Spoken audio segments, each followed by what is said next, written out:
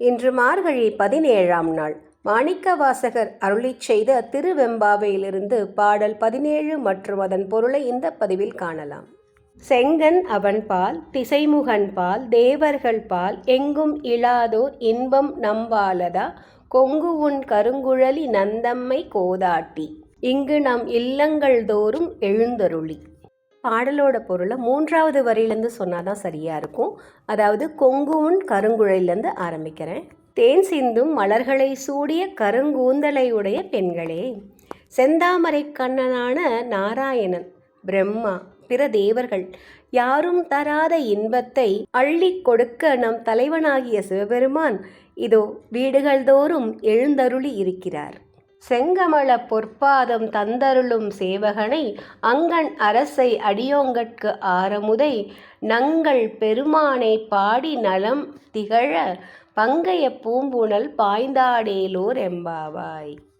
அவரது தாமரை போன்ற திருவடிகளால் நம்மை ஆட்கொள்ள சேவகன் போல் இறங்கி வருகிறார். அழகிய கண்களை உடையவர், அடியவர்களுக்கு அமுதமானவர். நமது தலைவனுமாகி அந்த சிவனை வணங்கி நலம் பலம் பெறும் பொருட்டு தாமரை மலர்கள் மிதக்கும் இந்த பொய்கையில் பாய்ந்து நீராடி அவன் தரிசனம் காண தயாராகுவோம். இப்போ முழு பாடலையும் பார்க்கலாம்.